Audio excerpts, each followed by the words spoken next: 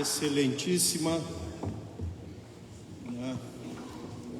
deputada federal, senhora Carla Zambelli. Ela é uma deputada tão ativa, mas tão proativa e tão agitada, tão defensora do presidente Bolsonaro. E ela é tão ligeira que não deixou nem a gente elogiar a senhora. A gente preparou um texto para a senhora, né, para a senhora que a senhora merece. E tem um vídeo, né? O vídeo tá aí? Tem um videozinho que minha equipe passou? A gente pode passar. Passou o vídeo para vocês? Que era um vídeo com o Bolsonaro em 2015, que eu queria passar. Eu vou ver se eu consigo e passo. Então, ela é tão ligeira, mas tão ótima representante, né, que não deixou nem apresentar, caramba, né? E a gente nem agradeceu a vinda de vocês. A gente nem falou né? Pode vir aqui meu amigo aqui, um dos organizadores, Giovanni Falcone, né? Candidato a vereador. Eu sei que Carla Zambelli está apoiando o meu amigo, meu irmão. E cadê o Tiago Valente, um dos organizadores também? Muito obrigado aí, né? E aí, então vamos inverter um pouquinho, tá bom? Então vou fazer um resuminho dela, então, tá bom? Né? A deputada coordenou o maior movimento de apoio à Polícia Federal por todo o país, certo? E Operação Lava Jato, ela é um exemplo, né? Teve o amigo dela, foi padrinho de casamento, mas ela é fiel, né? Que nós chamamos de inamovível. Ela é palestrante da Polícia Federal do 7º Congresso Nacional de Delegados da Polícia Federal. Foi homenageado pelo trabalho prestado em prol da busca da autonomia e recursos investigativos para a instituição. Vocês viram, Polícia Federal, quantas drogas estão prendendo, quantos milhões, acelerou que os bens dos traficantes, dos bandidos, se revertam em dinheiro para o Estado, né? Graças a essa senhora e o nosso querido presidente Bolsonaro. E depois tem um recadinho para o presidente, hein? O sonho dele está aqui, tá bom? Tá bom. Deduraram, deputada, pode avisar para o senhor presidente, eu sou homem do grafite, e com a atuação dessa magnífica deputada federal, acho que vou fazer uma profeciazinha aqui. Será uma senadora, hein? Não merece? Amém? Vai sonhando, hein?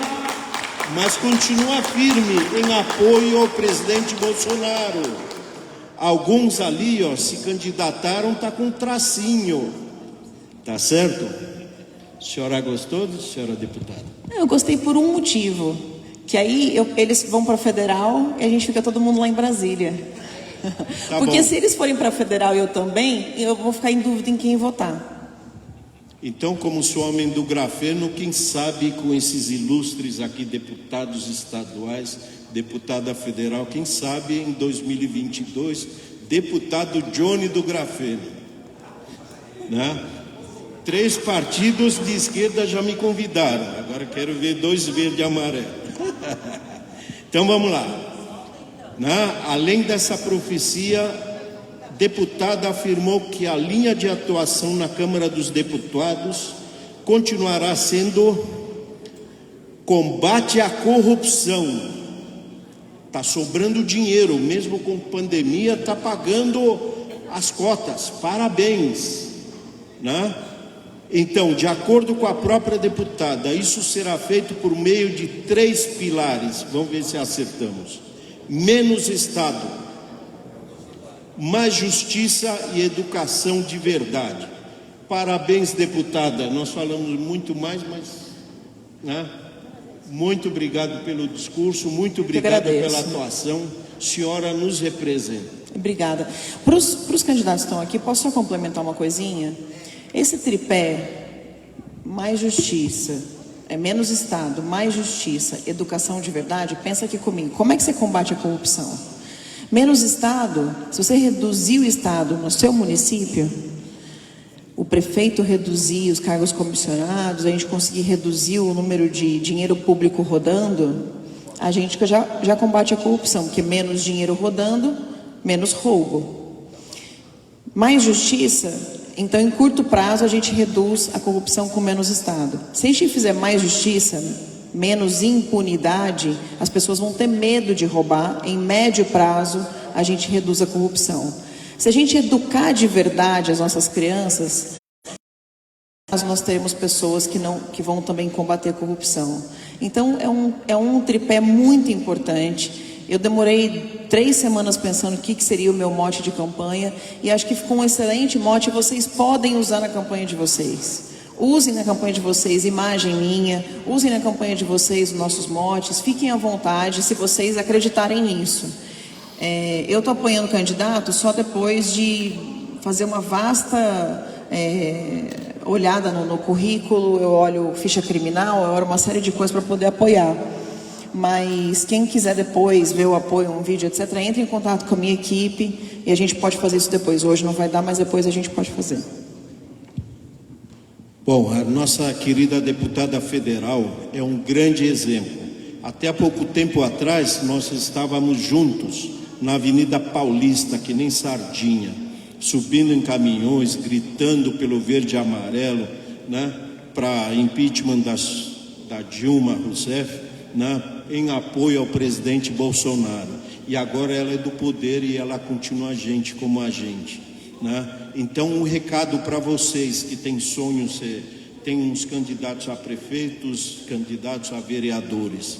Se você tem um sonho, inspirando na deputada aqui, os deputados, se você tiver um sonho, sonhe com o sol, pois se você errar, já chegou nas estrelas, né? Muito obrigada, senhora deputada, né? A senhora permite algumas perguntas? Alguém quer?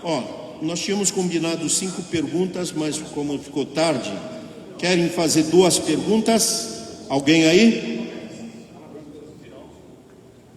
Como? No final? Então tá bom.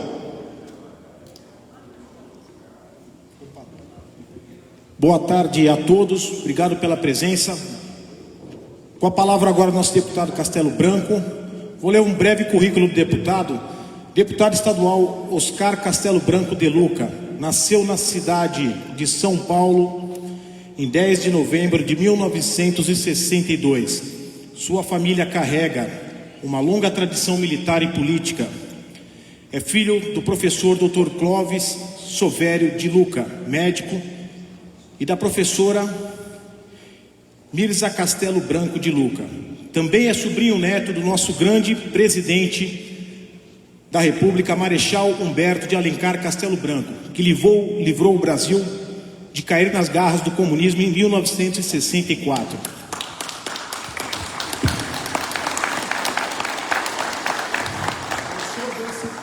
Isso aí.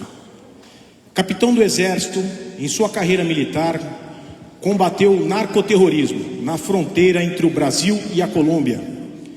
Oficial da Arma de Comunicações, consolidou sua carreira como aviador do Exército e atleta recordistas nas Forças Armadas em natação. É fundador dos projetos sociais Presidente Castelo Branco, transformando vidas a partir do esporte, do caráter e da cultura, beneficiando inúmeras famílias na região metropolitana de Campinas.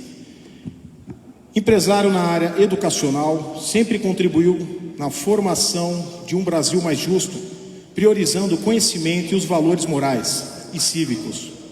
Como deputado estadual, defende impostos mais justos para a população e o desenvolvimento econômico e social. Trabalha em prol da segurança pública, da educação e da saúde. Castelo Branco é casado com Cláudia Simons de Luca, pai de...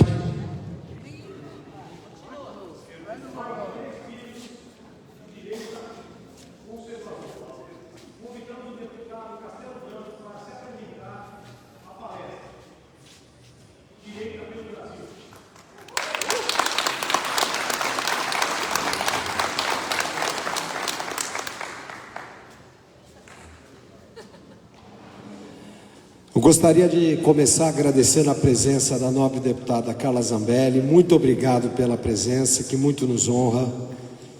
Coronel Meca, a sua presença dá mais peso ao evento, principalmente em função do tema. Parabéns, Cristiano Mourão, pela iniciativa de organizar o evento, e muito obrigado a todos vocês que estão aqui hoje nos prestigiando. Eu gostaria de aproveitar a oportunidade também para agradecer algumas pessoas especiais que nos dão a honra: a Mônica Ortiz, a Paula Regina, o Zamite, o Segantini, o Giovanni e tantos outros amigos que colaboraram, Dr. Marcelo e tantos outros amigos que colaboraram muito para que hoje eu estivesse nessa função de deputado.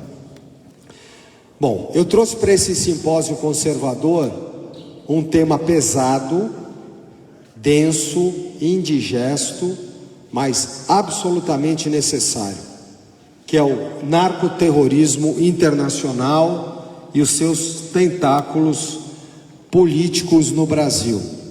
Aí eu chamei de terroristas. É um tema muito atual e que vai ter uma continuação amanhã, onde nós vamos falar da tríade do fogo, a tríade explosiva, o triângulo do fogo.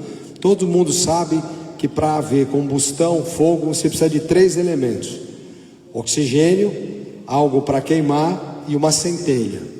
Amanhã nós vamos falar da tríade do mal, que são o pensamento ideológico de esquerda, mais o narcoterrorismo internacional. Nós vamos mostrar que eles estão muito ligados, e mais o movimento islâmico radical. Esses 3 elementos hoje estão unidos em várias partes do mundo, e um dos locais onde isso ficou evidente foi no atentado agora na França, que nós vamos falar sobre ele profundamente amanhã. Hoje nós vamos fazer uma introdução ao tema. Eu vou falar durante 30, 40 minutos no máximo, são muitos slides, mas nós vamos focar nessa que é, na minha opinião, a grande mazela do Brasil. O grande problema do Brasil hoje está aqui. E eu pergunto a vocês, o que isso tem a ver com o movimento conservador, com a direita, com tudo?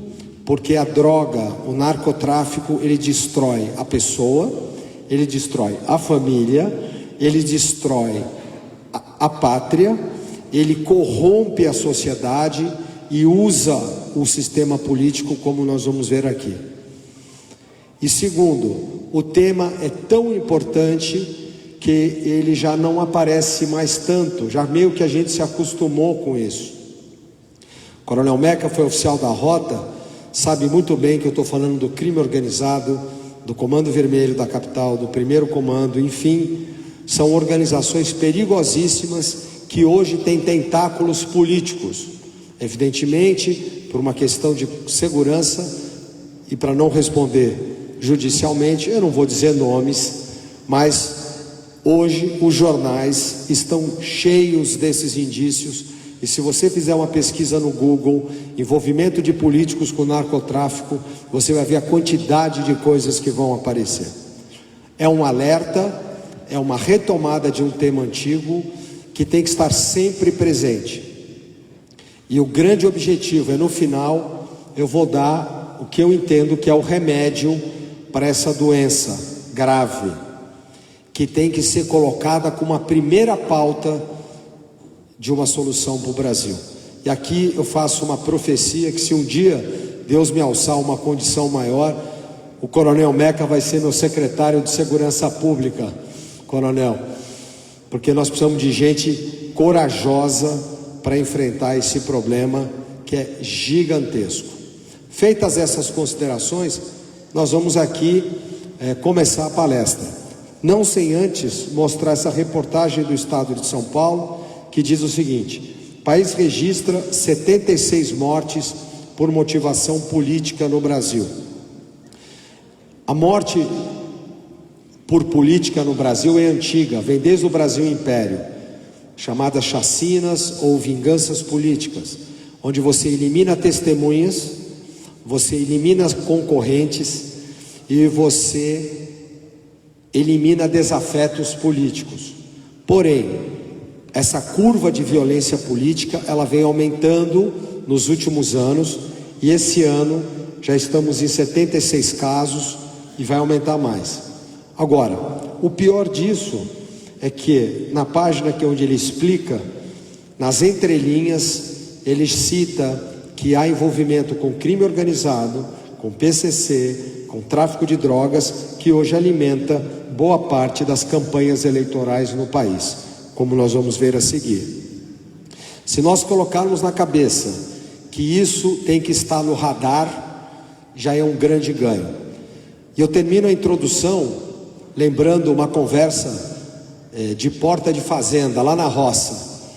Quando você quer passar uma boiada, você chama a atenção para um boi que está quebrando a cerca logo ali do lado. Aí todo mundo fica olhando para a cerca para um boi, e ali na esquina está passando a boiada inteira. É a mesma coisa. O Brasil às vezes fica preocupado com um monte de coisa que até é importante, mas esquece que esse problema principal do mundo hoje está aqui diante de nós. Então vamos lá rapidamente. A gente sempre abre com essa frase do professor Henrique José de Souza: a esperança da colheita reside na semente. Aqui nós estamos plantando uma semente do bem.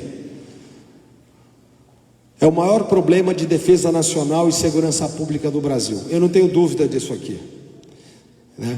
Quer pela minha amizade pelos oficiais da Polícia Militar, que estão nessa luta diariamente, quer pelos meus colegas que estão na fronteira do Brasil, como Polícia Federal ou como Exército. Esse é o maior problema do Brasil hoje. Pior, é uma doença silenciosa e cada vez mais profissional. As consequências do tráfico de drogas é desastrosa para a economia, para a saúde pública, para a segurança, para a família e para uma série de outras coisas.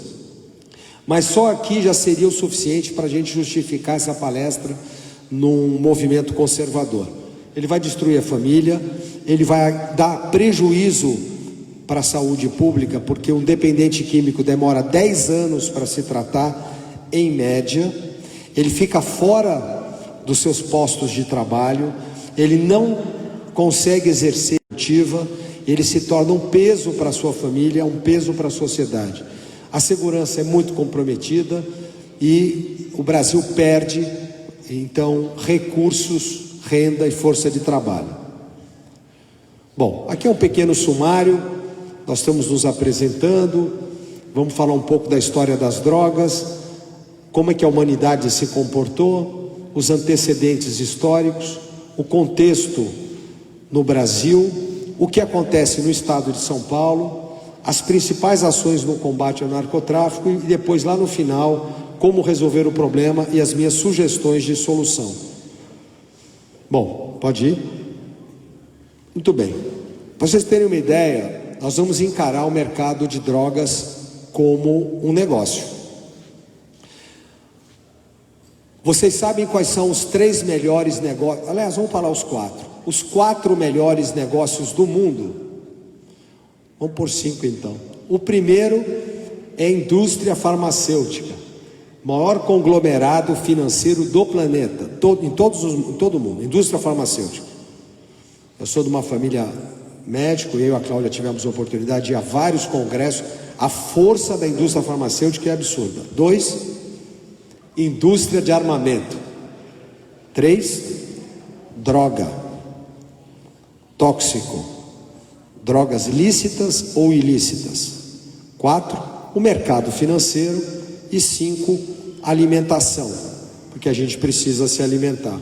Esses 5 grandes conglomerados, se você pensar bem que o mercado farmacêutico e a droga fazem parte do mesmo grupo, porque a droga não deixa de ser um fármaco, a gente está diante então da indústria mais lucrativa do planeta. Olha só, esse é dado de 2019, movimentou 1,5 trilhões de reais no mundo, sendo que disso 17 bilhões de reais só no Brasil. Eu não conheço outro negócio tão lucrativo. A droga tem acompanhado o percurso da história desde a Idade da Pedra. Ela podia ser usada para fins medicinais, para fins recreativos, podia ser usada para fins místicos ou como um compulsivo. O uso de drogas é um assunto muito controverso e eu não vou aqui me alongar, mas eu só fiz uma retrospectiva mostrando que desde a antiguidade esse problema existe. Próximo. Muito bem, pode ir. Bom, poderíamos falar aqui muito sobre os tipos de droga, mas eu escolhi aqui 4 tipos. São aqui hoje são mais vendidas e comercializadas no mundo. Aqui eu chamo de os pós brancos, né? Que é o açúcar, a farinha e a cocaína. Muito açúcar, muita farinha e cocaína, você vai morrer. A cocaína ainda é o pilar central do narcotráfico. Aqui tem um pouco da história dela, eu não vou aqui cansá-los, mas ela alcançou grande notoriedade na Colômbia e na Bolívia, onde o consumo era uma tradição indígena, não na versão sintética, na versão vegetal, e teve como seu grande líder o Pablo Escobar, lá nos anos de 70 a 1993. Nosso vizinho, aqui do lado, como nós vamos falar pouco. Pode ir. Depois nós temos a maconha, uma droga também muito antiga, tem relatos da maconha de mais de 4.000 anos, ela foi usada para diversas finalidades, inclusive para fim medicinal. Há uma campanha para legalização desse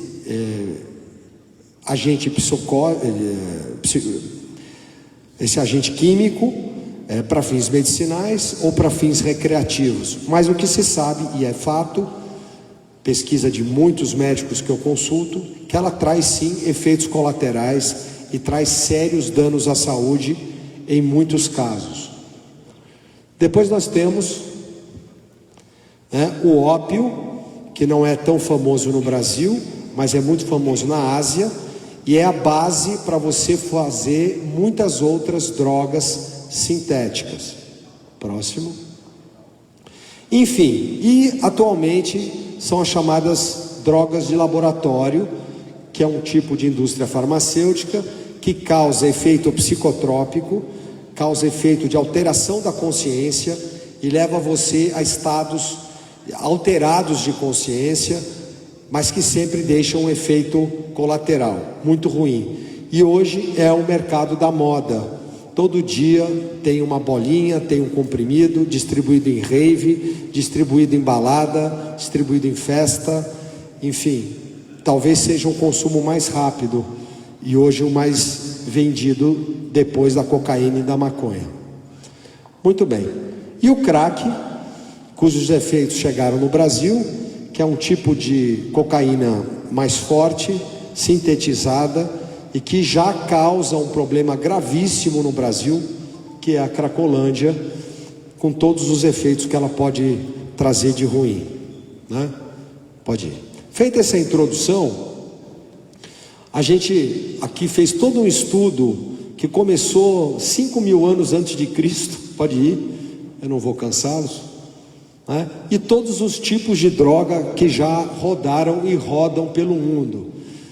E nós dividimos em grupos: as drogas naturais, as sintéticas, as semissintéticas, outros tipos e as medicamentosas. Seja como for, todas elas foram classificadas em drogas lícitas ou ilícitas. E qual é a diferença?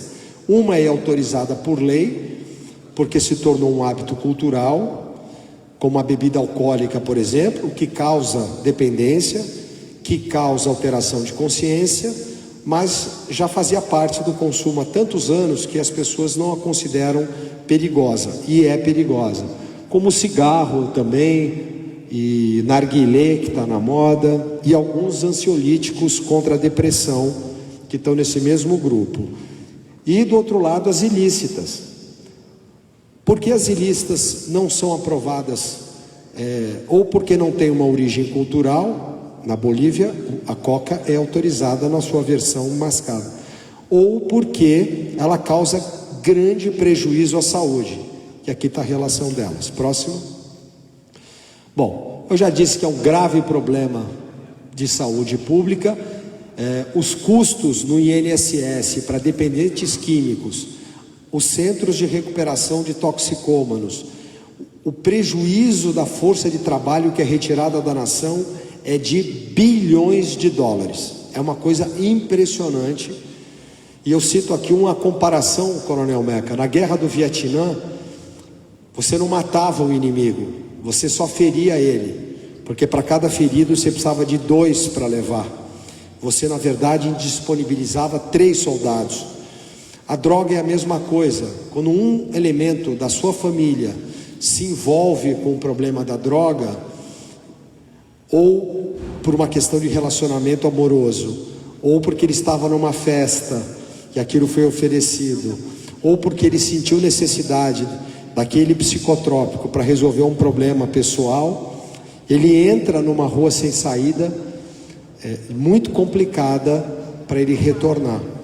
E isso é tão sério que as pessoas entram nesse universo da droga achando que é natural, só que é uma rua sem saída que causa um grande prejuízo. E voltando ao tema, ele não só arrasta ele, mas a família adoece com ele.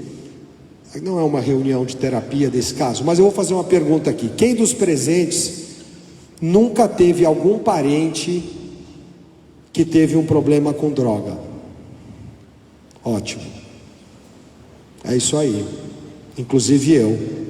Então, ou primo, ou irmão, ou primo de segundo grau, ou tio, ou aquele primo mais distante, nós já temos isso na nossa família, chegou já. E chegou sem você imaginar de onde veio.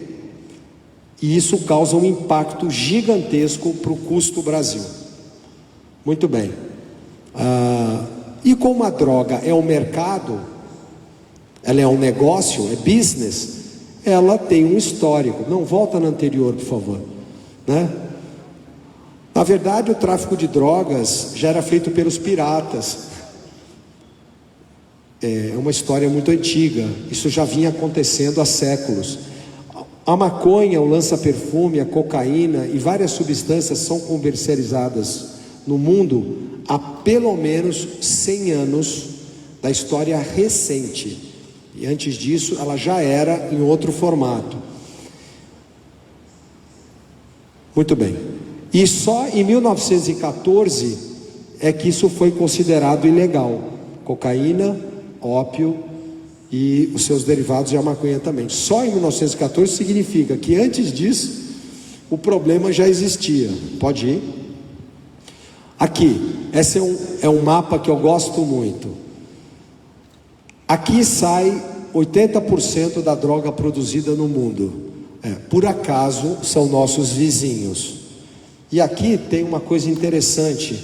Se você considerar Colômbia, Peru e Bolívia, e agora Venezuela, que virou um estado narcotraficante, são os nossos principais vizinhos e a maior fronteira seca do mundo, 3 vezes maior que a fronteira com o México. É esse o tamanho do problema que o Brasil tem.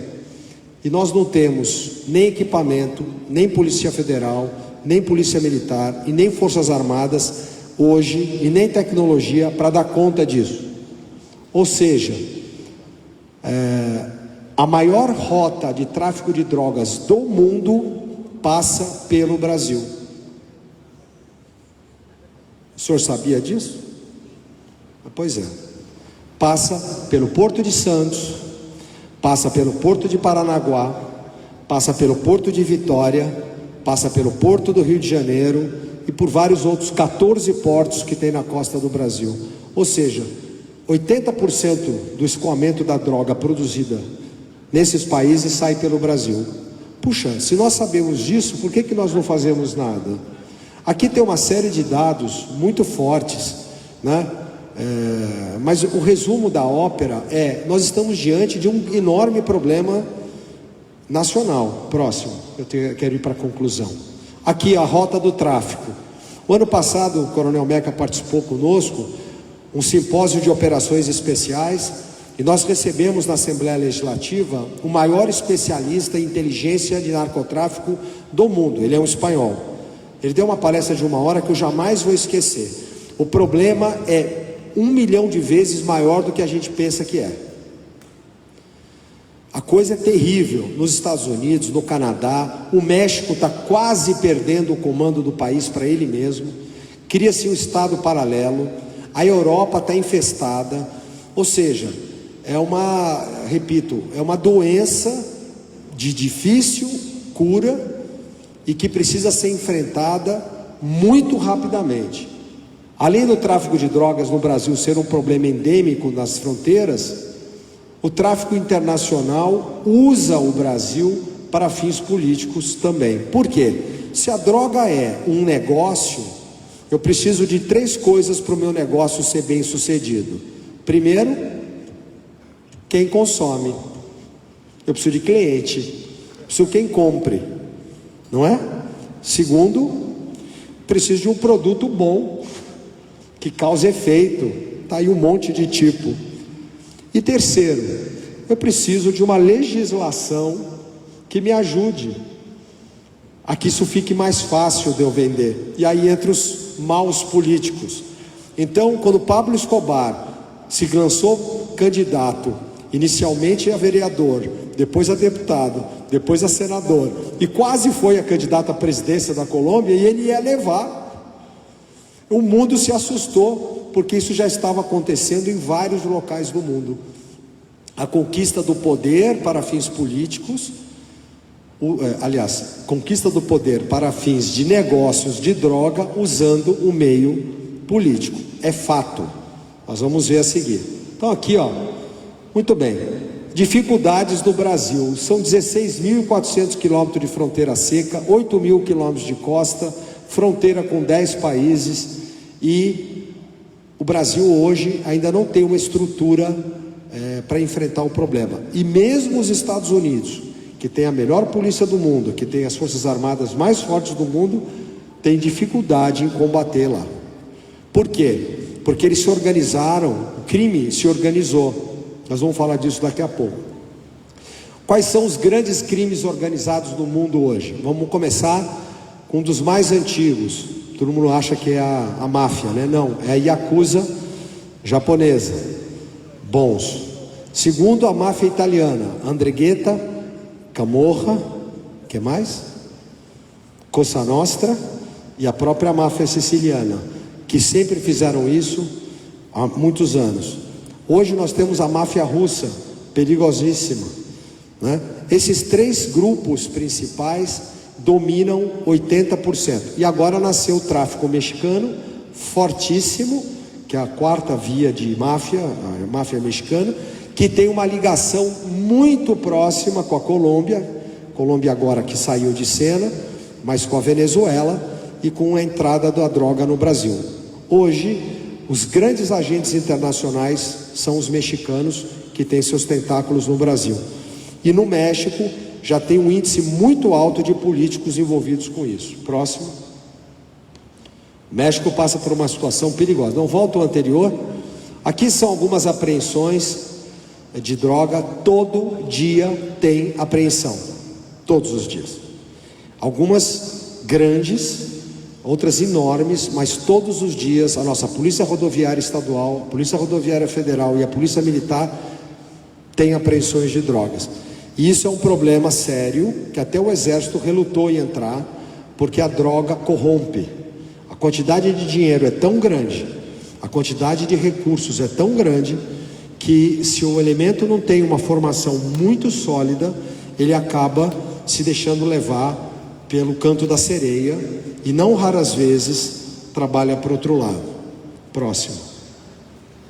Está aqui o estado de São Paulo. Bom, se o Brasil é um problema, o estado de São Paulo é o maior problema.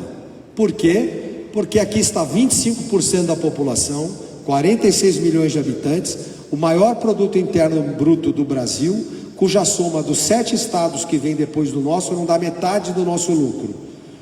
Então nós temos a maior quantidade de dinheiro do Brasil e a maior população. Então, se o senhor fosse dono do mercado de drogas, aonde o senhor ia vender? São Paulo. Para a cara. Então, quem consome mais droga no Brasil? São Paulo em primeiro lugar, Rio de Janeiro em segundo, Minas Gerais, Paraná, e está entrando por Santa Catarina, Rio Grande do Sul, que está reagindo porque tem famílias mais estruturadas, já está com um braço lá no Espírito Santo e está dando a volta ali pelo Mato Grosso. O Nordeste consome, mas está pulverizado. O nosso estado, olha só, em 2017 foram apreendidas 120 toneladas. É muito mais que isso. O ano passado esse recorde já foi batido, já está mais que o dobro. Você já tem 28% da população carcerária do estado. Você tem 277 mil ocorrências por ano ligado a drogas. O ano passado passou de 300 mil, coronel. Então, isso aqui é um absurdo. Pode continuar. Muito bem. Isso aqui é um estudo comparativo, eu não vou me alongar, dos consumos de droga. A maconha está em primeiro lugar, depois a cocaína e depois as anfetaminas. Pode ir. São estudos por categoria, por idade, não é o caso agora, pode passar. Quantidade de droga apreendida por região. Detalhe, as regiões mais ricas são as que mais consomem. Então é uma ligação entre nível cultural da população, dinheiro e consumo de droga. E para nossa surpresa, ele pega os dois lados. Ele pega a população pobre vendendo droga barata e pega a população rica vendendo droga mais cara. Pode ir? E aqui a nossa famosa Cracolândia, que ainda não foi resolvido. Foi mais uma mentira do atual governador, que não resolveu o problema, que só espalhou o problema, porque aqui precisa de uma decisão muito séria e que ele não quer tomar. Próximo. Bom, como é que você vai resolver esse problema? Indo para o final. Primeiro, você precisa causar um sufocamento financeiro. Você tem que estrangular o cara financeiramente, ele tem que bater a mão. Grande parte do tráfico de droga vai por lavagem de dinheiro. Essa lavagem de dinheiro é feita por mecanismos financeiros e por políticos. Então, o sufocamento financeiro significa estrangula o cara no dinheiro que ele bate a mão. Depois, combate a lavagem de dinheiro. O Brasil tem feito grandes ações nesse sentido. E depois, você tem que atuar num fortíssimo sistema de inteligência e de informações. Tem um quarto item aí, pode ir, que eu acho que está no próximo. Não está. Que é trabalhar no consumidor. Talvez esse devesse ser um programa nacional de combate ao consumo de drogas em crianças, adolescentes e jovens. Porque se você tira o consumidor dele, você tira o cliente. Daí o programa, o ProERD e tantos outros programas de sucesso que nós fazemos questão de manter e que partidos de esquerda fazem questão de tirar, como vocês vão ver na palestra de amanhã, porque nós temos que fortalecer a consciência do consumidor. Se você acabar com o consumidor ou diminuir ele para 10%, historicamente a gente viu que sempre teve, a gente deixa a indústria da droga pequena e ela não chega a causar tanto impacto. Mas para isso precisa de fortes campanhas de conscientização, educação em massa, orientação, igreja, espiritualidade e muitos fatores para a criança ou jovem não entrar no mundo da droga. Próximo. Bom, volta outro, desculpa. Aqui eu fiz uma breve retrospectiva, volta uma por favor. A história do crime organizado no Brasil não é de hoje, mas ele era pequeno, agora ele se tornou grande, né? que é especificamente o Comando Vermelho e, no caso de São Paulo, o primeiro comando da capital. Pode ir. Aqui um pouco da história, né, que vem desde a pirataria, Lampião, anos 30, terroristas, Comando Vermelho, modelo atual. Eu chamo de vírus em mutação. Eles são tão bons, deputada Carla Zambelli, que eles estão adotando outras feições. Qual é a dificuldade de alguns vírus letais? Ele muda de cara, você não consegue identificar onde ele está. O crime organizado e o narcotráfico têm essa característica. Eles estão camuflados no terreno e você já não consegue identificar direito quem é quem. Quem é amigo, quem é inimigo. Vocês vão ver a seguir. Pode ir. Serviços integrados de inteligência e forças combinadas. Isso aqui, vou ter imenso prazer de falar com a Ginaldo depois. Mas para você combater essa doença, você precisa de um monte de ações juntas. Pode ir? Tá? E aqui, o cerne da nossa palestra de hoje. Puxa, bacana tudo isso que o senhor falou, interessante, mas e cadê a política? A política está aqui. Ela começou influenciando na América Latina a Colômbia, passou para a Venezuela, passou para a Bolívia, entrou no Brasil, e aqui, ó, nós já temos pessoas envolvidas no executivo, no legislativo e no judiciário. Fato. Tem vereador, tem prefeito, tem deputado estadual, tem deputado federal, tem senador, tem juiz, tem ministro. Isso chegou às esferas mais altas já. Está tudo contaminado. Só que você não consegue ainda exatamente identificar quem é quem. Mas os tentáculos do polvo estão aí. Precisa ter coragem para falar isso. E por que eu sei de tudo isso? Porque o capitão Castelo Branco serviu lá 2 anos na cabeça do cachorro, justamente na fronteira Peru, Colômbia, Brasil e Bolívia. E lá nós combatemos as Forças Armadas Revolucionárias da Colômbia, o Sendero Luminoso, e eu tive o orgulho de participar das ações que culminaram com a prisão do Pablo Escobar. Foi um serviço conjunto.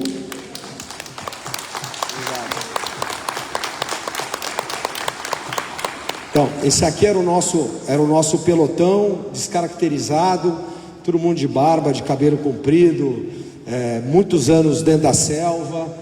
Claro que a gente contou com a agência de inteligência americana, contamos com agentes infiltrados dentro da Colômbia, o exército colombiano. Foi uma operação de larga escala, contamos com muita tecnologia que a gente não tinha, de infravermelho para achar os laboratórios de cocaína dentro da selva. Mas tudo isso virou lenda. O que interessava na época eram os relatórios de inteligência. E aí, um belo dia, a gente descobriu, por escrito, que o dinheiro do narcotráfico colombiano vinha parar num determinado partido político de esquerda no Brasil.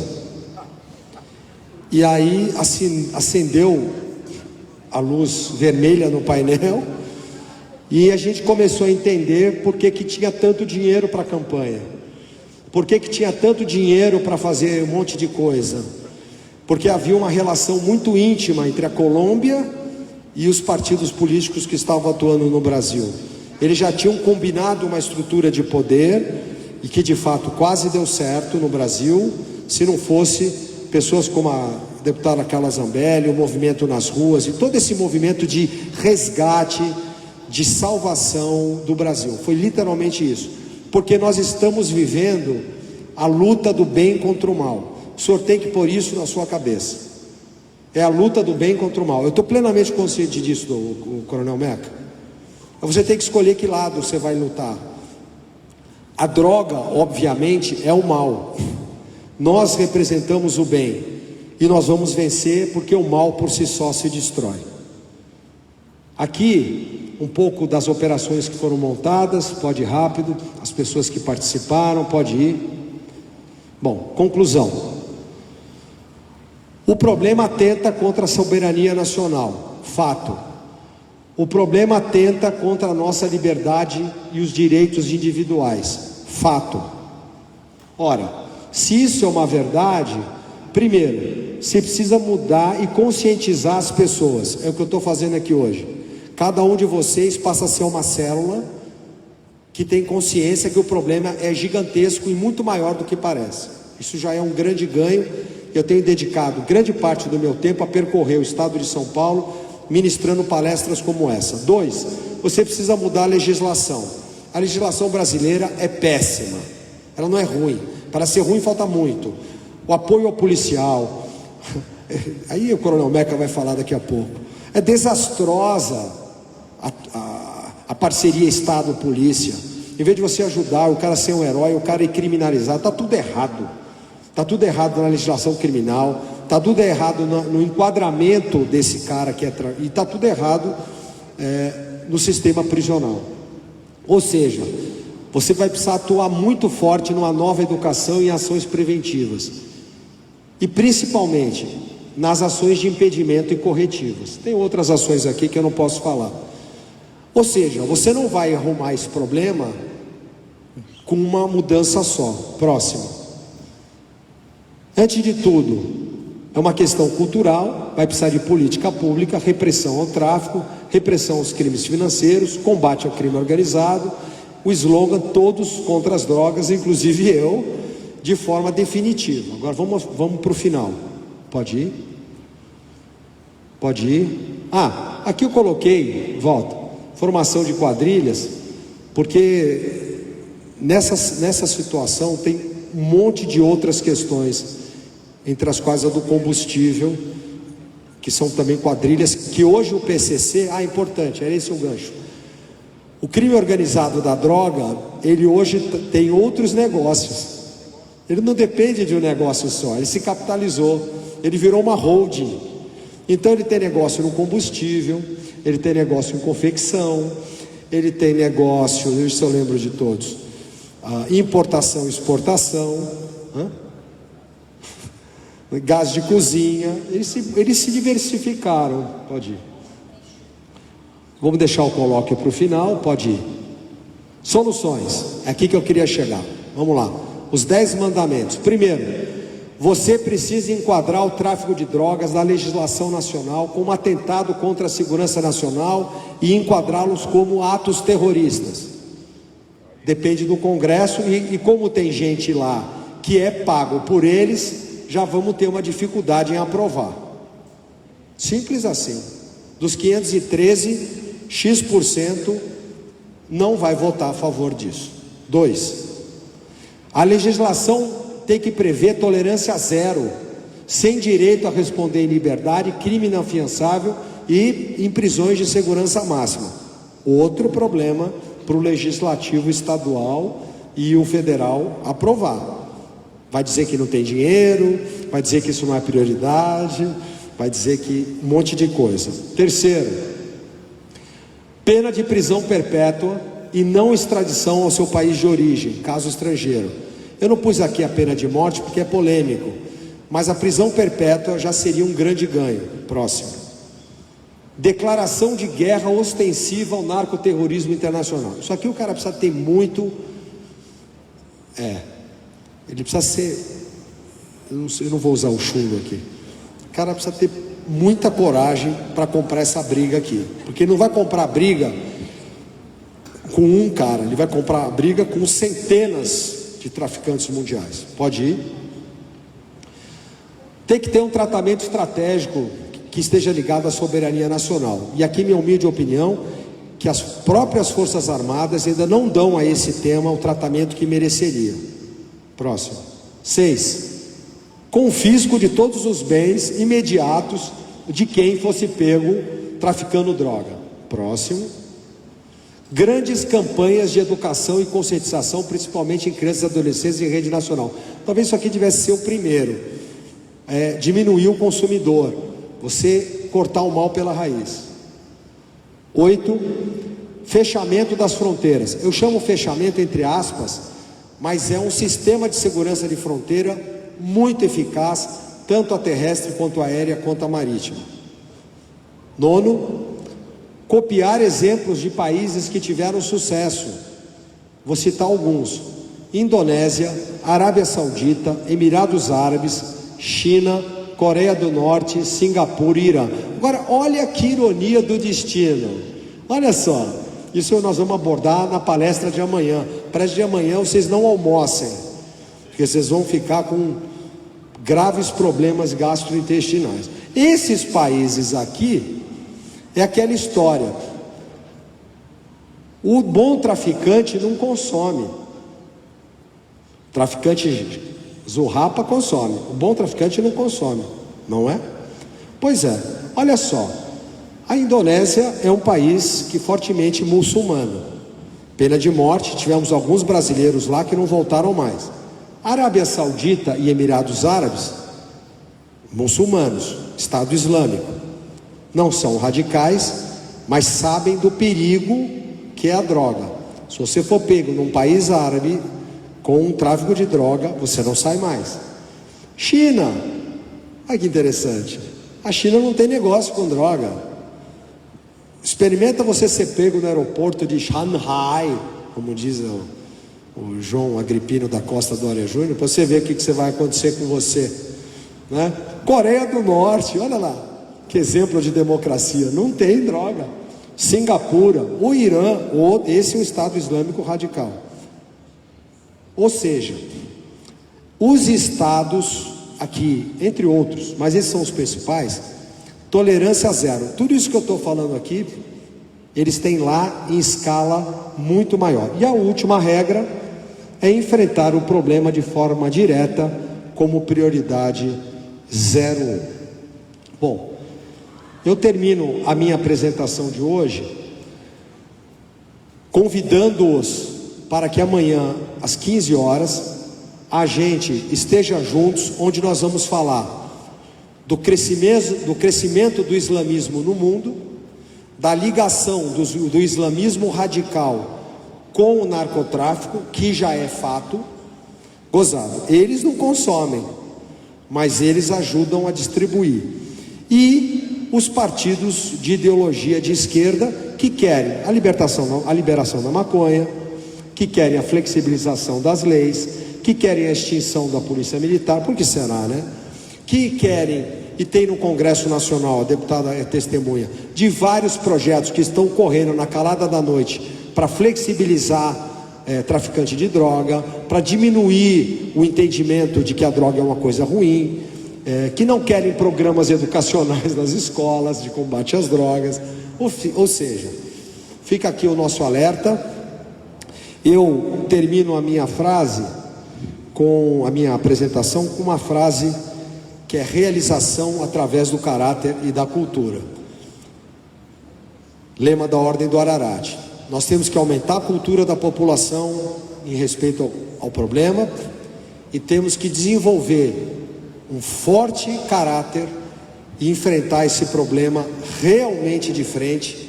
E amanhã, na palestra de amanhã, vocês vão ficar impressionados com os dados que nós vamos apresentar. Inclusive, hoje na moda, porque ontem na França nós tivemos um atentado seríssimo, que matou inclusive uma brasileira, e que vai ter outras repercussões e outros desdobramentos pelo mundo em breve. E o atentado da França não teve só um viés religioso, ele tem também um viés ideológico, porque vocês sabem que a França se sociabilizou, virou um Estado socialista, né, na sua história, e tem um forte viés ligado ao narcotráfico, né, principalmente na cidade de Marseille, que é a capital da máfia francesa do tráfico de drogas para a Europa. Assim sendo, eu agradeço novamente a presença de vocês, vou passar a palavra ao próximo palestrante. Eu realmente agradeço a audiência e juntos somos mais fortes, somos todos um só. Brasil acima de tudo, Deus acima de todos. Obrigado, Coronel Neto.